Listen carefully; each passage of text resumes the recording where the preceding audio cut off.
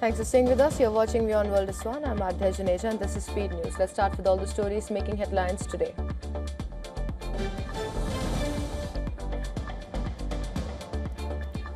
The first round of high-level talks between the United States and Iran has concluded in Switzerland, according to a joint statement issued by mediators Pakistan and Qatar.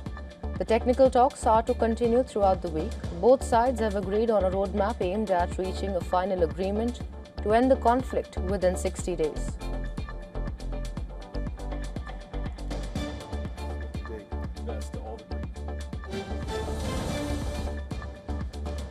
Iranian Foreign Minister Araghchi hailed major progress in the negotiations. Araghchi claimed Iran secured key concessions, including reopening of oil and petrochemical exports, lifting of the blockade, release of some frozen assets, and launch of a major reconstruction and development plan for the country.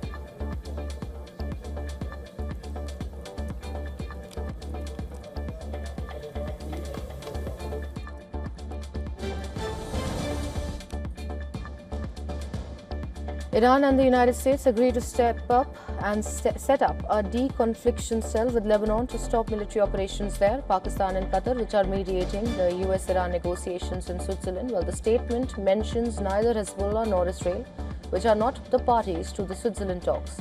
The conflict in Lebanon between Israel and the Iran-backed Hezbollah group has continued despite multiple declarations of truces and has threatened to derail U.S.-Iran peace talks.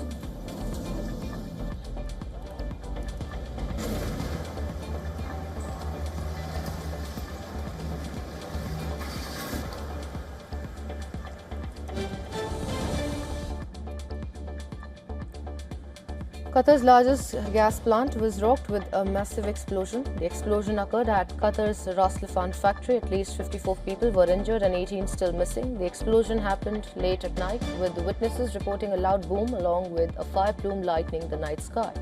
Interior Ministry says that the blast was the result of a technical incident. According to the Interior Ministry of Qatar, the explosion occurred due to operational incident due to a technical malfunction causing fire at the areas of a Barzan gas plant.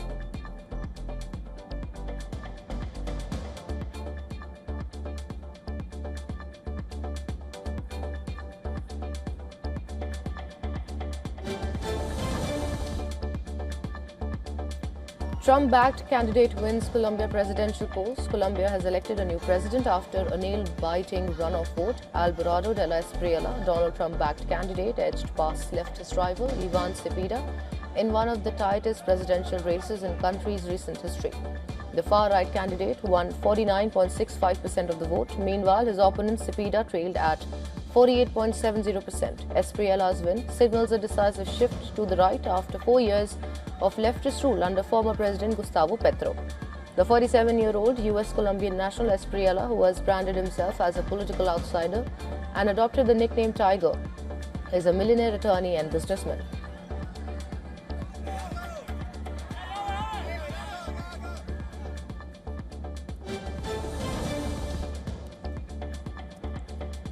U.S. President Donald Trump joins the list of leaders calling on Keir Starmer's resignation. According to a report by UK newspaper Observer, Starmer has reached the conclusion that his position was no longer tenable after speaking to cabinet minister, advisors, donors and trade union leaders.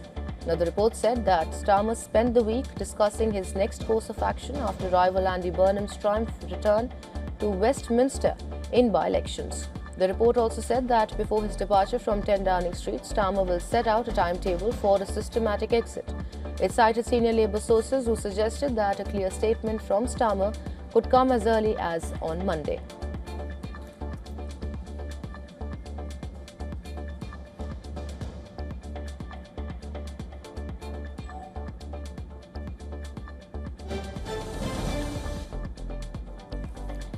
Three men died after a plane that took off from Ocean City, New Jersey, crashed in Maryland. Public safety officials in the county got an alert about the crash around 11:45 p.m. local time, prompting a search by several local fire and police departments. Well, this is what police said. Police found the plane on Sunday morning near a residential area of Scarlet Oak Court in Bowie, Maryland. The victims, who were all pronounced dead at the scene, investigators believe the aircraft belongs to a local flight school in Montgomery County, Maryland, and say the people might have been on a training flight. The National Transportation Safety Board and Federal Aviation Administration have begun investigation into the plane crash incident.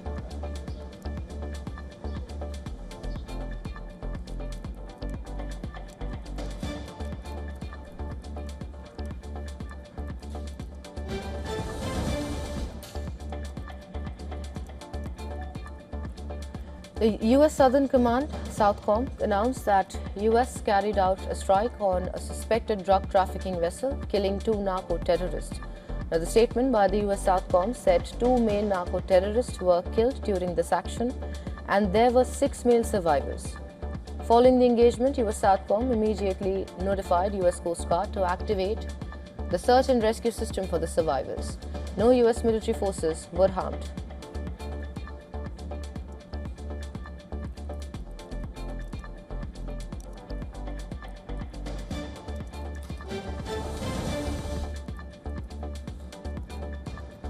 In Bangladesh, 2 more people have died of dengue in a single day, bringing the total number of deaths from the mosquito-borne disease this month to 4. 220 more patients were hospitalized with the viral fever in the last 24 hours, raising the total infections to 4,900. The 2 dengue patients who died in the previous 24 hours are both women. The Directorate General of Health Services said the death toll from dengue this year has reached 9.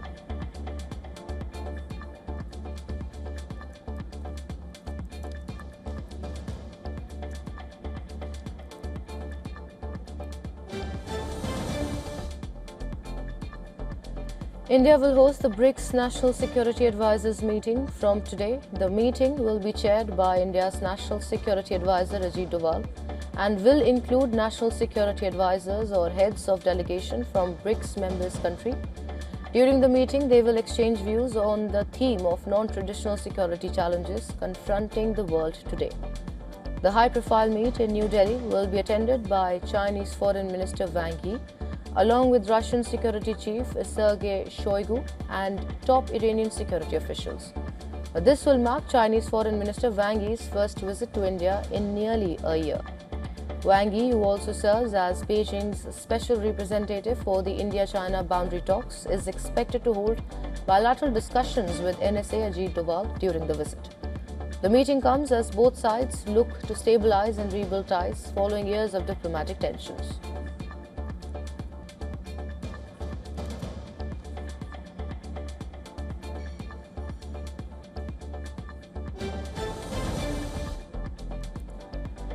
The Special Investigation Team probing into the alleged embezzlement of donation money at Ayodhya's Ram Temple is likely to submit its preliminary report to Uttar Pradesh Chief Minister Yogi Adityanath today. Now, the temple trust official was quoted as saying that those already questioned by the SIT have been told not to leave the town until further orders.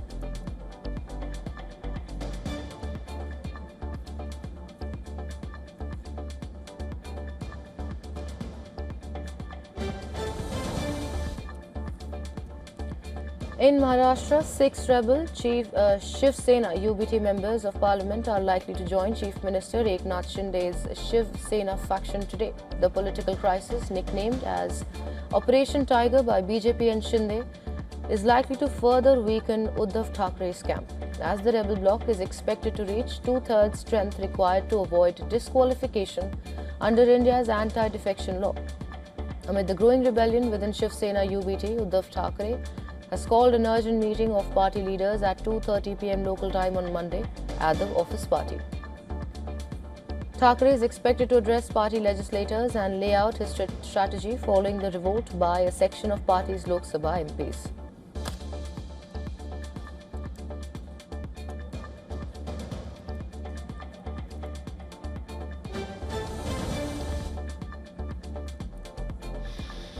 Parts of Mumbai received light to moderate showers after an unusually delayed onset of the southwest monsoon. The monsoon showers offered some respite to people from the prevailing heat and humidity. The India Meteorological Department has indicated favourable conditions for further advancement of the southwest monsoon over parts of Maharashtra.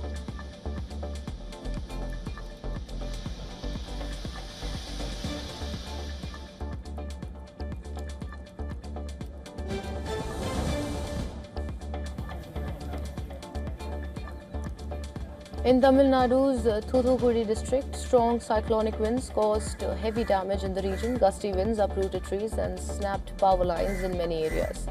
The highest risks include dangerous flying debris, severe structural damage, flash flooding from torrential rains, and coastal storm surges.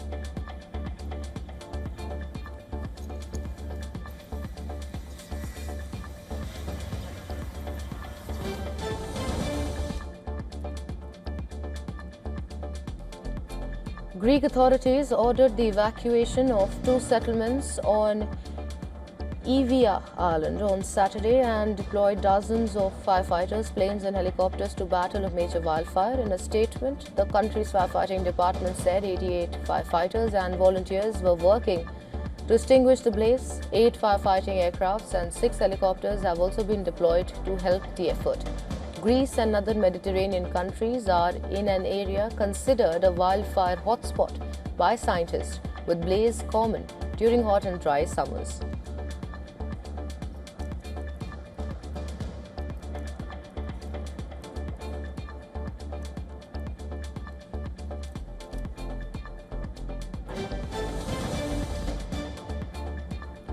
France has issued red heatwave alerts for around half the country, including Paris, as a heatwave pushes temperatures towards record levels. On Sunday, temperatures in the southwestern city of Bordeaux hit 40 degrees Celsius. Temperatures have been forecast to peak in coming days, and authorities have warned they could match historic highs. The red alert covers much of western and central France, while many other regions are under an orange alert.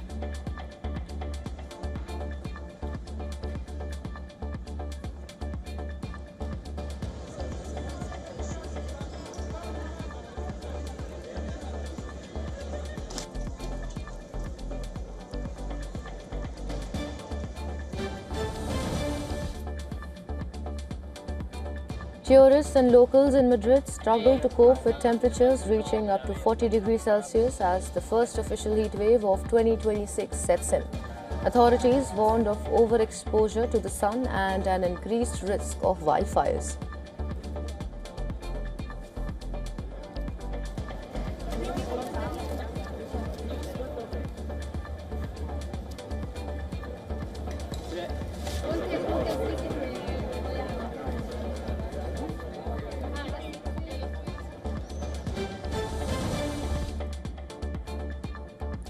Asian share markets rallied on Monday as signs of progress in U.S.-Iran peace talks boosted investor sentiment.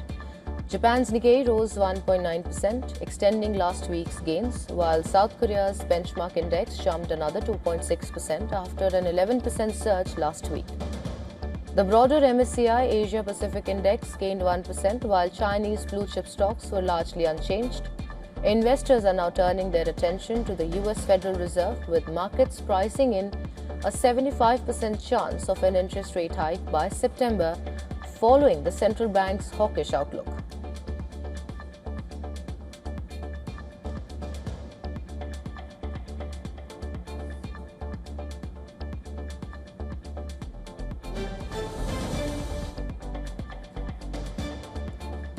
Oil prices moved higher on Monday after Iran again shut the Strait of Hormuz, raising concerns over global energy supplies. Brent rose nearly 1% to trade above $81 a barrel, while crude gained more than 2.5%. Shipping traffic through the vital waterway slowed sharply after Tehran cited alleged violations of the interim peace deal. The move comes as U.S.-Iran talks get underway, with President Donald Trump warning of fresh attacks if negotiations fail. Despite the latest gains, oil remains well below recent highs as markets continue to weigh the prospect of increased supply from the Gulf region.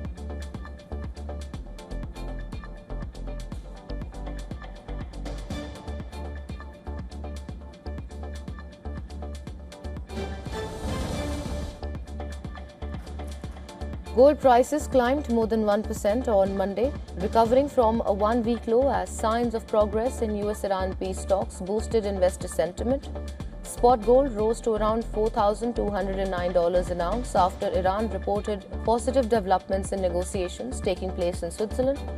Now, the rebound comes as easing geopolitical tensions helped cool inflation concerns and reduced pressure from rising energy prices.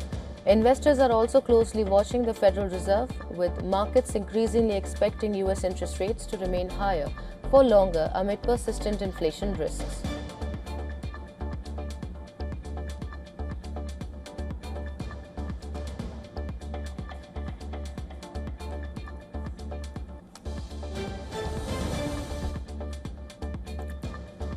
Pengzhou city in China's Sichuan province is expanding its use of drones to improve urban management, emergency response and public safety. The city has built a smart governance system that uses real-time data and drones to monitor roads, mountains, traffic and potential disaster risks. Now, drones are being used to patrol hard-to-reach areas, inspect infrastructure and support emergency operations in the city's challenging mountain terrain.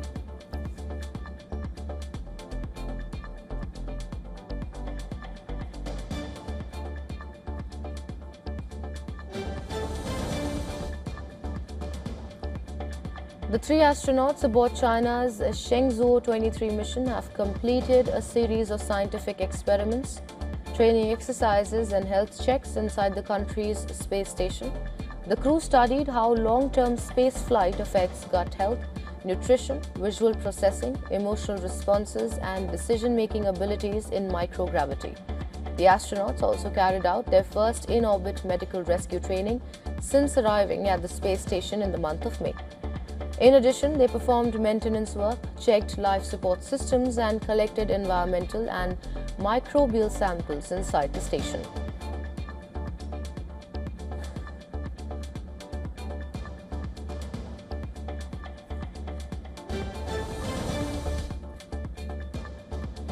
A new study titled "The AI Premortem Ahead of the Challenge Curve" has warned that the risks of generative AI in education currently outweighs its benefits. Well, the report, published by the Brookings Institute Center for Universal Education, gathered inputs from students, parents, teachers and tech experts across 50 countries.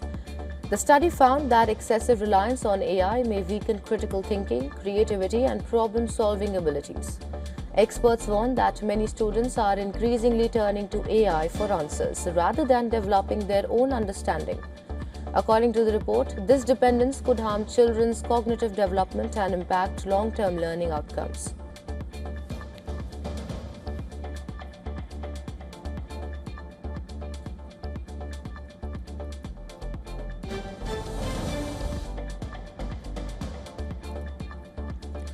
Spain, the European champions, responded strongly after being held to a surprise goalless draw by Cape Verde in their opening match last week, with teenage sensation Lamine Yamal making his first start in 2 months after recovering from a hamstring injury. Spain came out firing and immediately put the Saudis under pressure. Yamal opened the scoring before Mikel Oyarzabal struck twice in quick succession, giving Spain a 3-0 lead inside the opening 24 minutes. Spain added a 4th goal 4 minutes into the second half when Marc Cucurella's efforts were saved by the Saudi goalkeeper but rebounded off a defender and into the net. The victory moves Spain to the top of Group H with 4 points from 2 matches.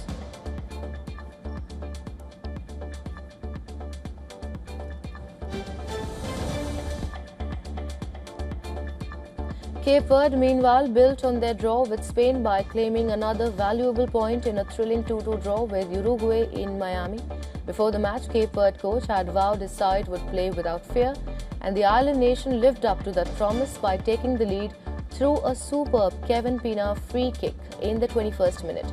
Maxi Araujo and Agustin Canabio appeared to have turned the game around for Uruguay, scoring late in the first half to give the 2-time World Cup champions a 2-1 advantage.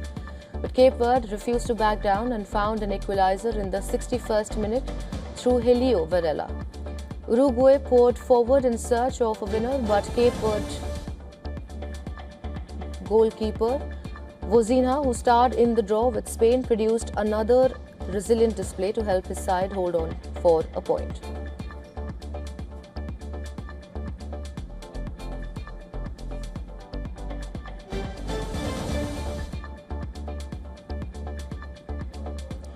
In Group G, Iran picked up their second point of the tournament with a 0-0 draw against Belgium in Los Angeles. Belgium, meanwhile, are still searching for their first victory of the competition. The Red Devils, who also drew with Egypt in their opening match, finished with 10 men and could not break down a disciplined Iranian defense despite controlling possession for long periods. Iran's Mehdi Taremi, though he did not give his side the lead from a well-worked first-half free kick, but the goal was disallowed following a VAR review. Belgium's Nathan Negoy was sent off in the second half after bringing down Taremi following a misplaced back pass. The result means every match played so far in Group G has ended in a draw.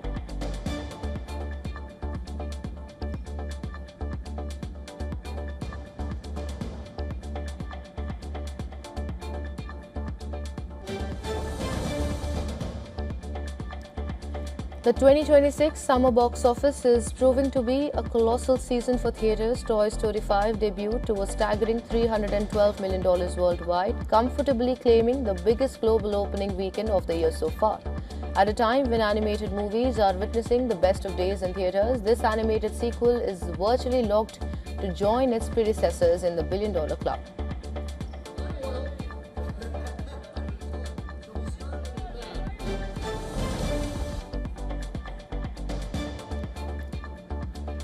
Steven Spielberg's highly anticipated sci-fi thrillers Disclosure Day has currently earned $160.4 million globally. While the movie has performed well with older demographics who are aware Spielberg's love for experimenting with the unknown beast and humanity, heavy competition makes its path to profitability uncertain.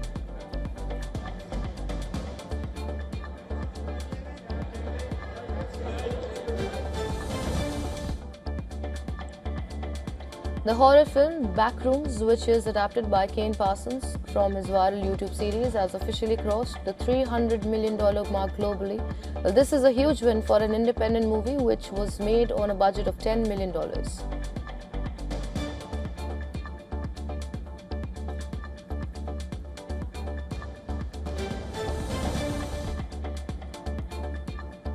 Curry Barker's sleeper hit Obsession has earned $286 million worldwide. The indie thriller has displayed incredibly strong legs after its debut. It now stands as the best ever box office result for an independent movie project.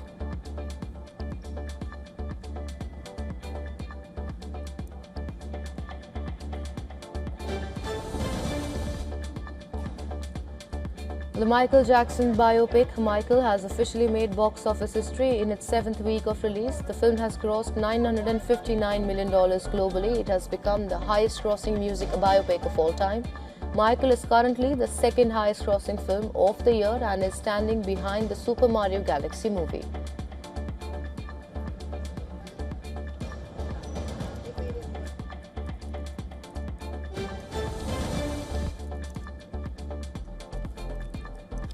Cocktail 2, the spiritual successor of the 2012 hit starring Shahid Kapoor, Kriti Sanon and Rashmika Mandanna, has recorded a solid start despite mixed critical reviews. Benefiting from a lack of major Bollywood competition this week, the romantic drama easily crossed the ₹50 crore mark globally within just 2 days of release worldwide. The movie has earned 53.40 crore rupees, and that is approximately $6.39 million.